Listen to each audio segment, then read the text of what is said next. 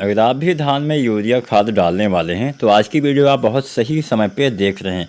आज की वीडियो में हम कुछ ऐसी बातें बताने वाले हैं जो हो सकता है आपको पहले से ना पता हो। अगर पता है तो अच्छी बात है, दूसरे किसान साथियों को भी अवश्य बताइएगा। आज हम बताएंगे धान में यूरिया खाद डालते समय कौन कौन सी गलतियां हमें नहीं करनी चाहिए। अक्सर हम कुछ गलतियां कर देते हैं जिससे हमारी यूरिया खाद सही से काम नहीं कर पाती है। कब कितना यूरिया डालें और किसके साथ डालें, किसके साथ ना डालें, कैसे क्या करें, संपूर्ण जानकारी आपको मिलने वाली है। तो पूरा वीडियो आप ज़रूर देखिएगा। और SRJ किसान चैनल को अगर अभी भी आपने सब्सक्राइब नहीं किया है तो चैनल को सब्सक्राइब करिए। आप हमें नीचे कमेंट के माध्यम से यह बताइएगा कि आपकी अभी धान की फसल कितने दिन की हो गई है, ताकि हम उस हिसाब से वीडियो बना सकें। अगर आपने धान की रोपाई कर दी है तो भी बताइएगा, नहीं की है तो भी बताइएगा कि आप कब करने वाले हैं। चलिए वीडियो स्टार्ट करते हैं। किसान साथियों, यूरिया जिसका हम सबसे ज़्यादा इस्तेमाल करते हैं, क्योंकि हमारी मिट्टी में सबसे ज़्यादा अगर किसी तत्व की कमी है तो है नाइट्रोजन। नाइट्रोजन से पौधे का वानस्पतिक विकास सही से हो पाता है। मतलब पौधे के मिट्टी के ऊपर वाला जितना भी हिस्सा विकसित होता है वो कहीं ना कहीं नाइट्रोजन का उसमें सबसे ज़्यादा योगदान होता है। यानी पौधे के बेहतर विकास के लिए सही समय पे सही मात्रा में यूरिया खाद आपको प्रयोग करना पड़ेगा, तभी आप अच्छा उपज ले पाएंगे। अब यहाँ पे सबसे पहले हम बात मात्रा की कर लेते हैं, यानी कब हमें कितनी मात्रा में इसका प्रयोग करना चाहिए। उसके बाद आपको बताएंगे क्या क्या गलतियाँ नहीं करनी चाहिए। यूरिया धान की फसल में अपनी फसल अवधि के हिसाब से आपको इसकी मात्रा का चयन करना है। कोई वैरायटी जल्दी तैयार होती है तो उसमें कम खाद लगती है, कोई वैरायटी अगर देर से तैयार होती है तो उसमें खाद की मात्रा भी ज़्यादा लगती है। तो जल्दी तैयार होने वाली किस्म में आपको यूरिया ज़्यादा नहीं डालना है, कोई विशेष फ़ायदा आपको नज़र नहीं आएगा। तो मैं संपूर्ण मात्रा पहले बताता हूँ, उसके बाद ये बताऊँगा कब कब आपको इसका इस्तेमाल करना है।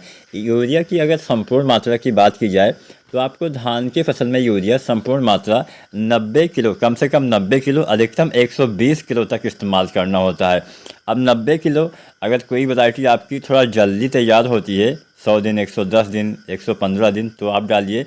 कोई वैरायटी अगर मध्यम अवधि में तैयार होती है तो उसमें 100 किलो, 105 किलो तक इस्तेमाल करिए।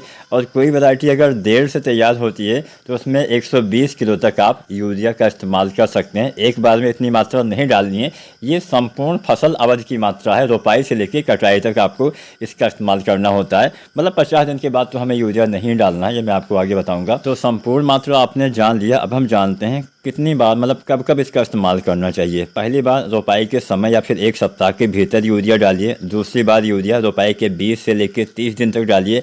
अंतिम यूरिया 40 से 50 दिन तक डालिए।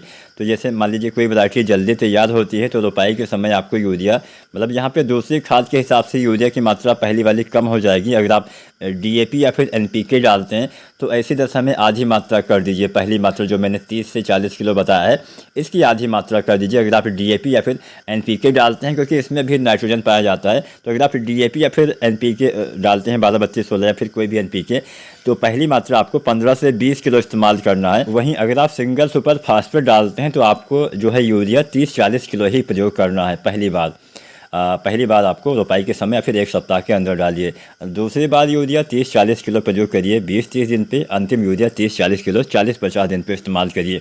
अब यहाँ पे मैंने 3 भागों में ही बताया है, लेकिन अगर आपकी हल्की मिट्टी है जहाँ पे लिंचिंग वाली समस्या, यानी पानी के साथ यूरिया नीचे चली जाती है, वो ज़्यादा होती है, तो 4-5 भागों में बांट के भी डाल सकते हैं। 10 दिन, 20 दिन, 30 दिन, 40 दिन, 50 दिन, ऐसे भी डाल सकते हैं। 2-4 गलतियाँ जो मैं आपको बताने वाला हूँ नहीं करनी है। उसमें सबसे बड़ी गलती यही है कि अगर आपकी हल्की मिट्टी है तो यूरिया कई भागों में बांट के डालिए। संपूर्ण मात्रा 90 से 120 किलो ही रहने वाली है, लेकिन हम 5-6 भाग में बांट के भी डाल सकते हैं। एक सप्ताह में एक बार भी आप यूरिया प्रयोग कर सकते हैं, कम कम मात्रा में डालिए। दूसरी गलती, हमेशा यूरिया खाद का इस्तेमाल सिंचाई करने के बाद ही करना है। सिंचाई से पहले आपको यूरिया डालने से बचना चाहिए, क्योंकि सिंचाई से पहले यूरिया डाल लेंगे तो पानी के साथ यूरिया नीचे चली जाएगी। एक गलती हम और करते हैं, जब पानी भरा हुआ होता है तब भी हम यूरिया डाल देते हैं। भरे हुए पानी में यूरिया डालने से उसका ज़्यादा प्रयोग पौधे नहीं कर पाते हैं। इस बात का ध्यान देना है। कुछ यूरिया मतलब गैस बन के उड़ जाती है, मतलब आपके पौधे को उपलब्ध नहीं हो पाती है, इस बात का ध्यान दीजिएगा। इसके साथ साथ अगर आप चाहते हैं यूरिया का आपके पौधे ज़्यादा प्रयोग कर पाएँ तो कम कम मात्रा में एक तो हल्की मिट्टी में यूरिया डालिए।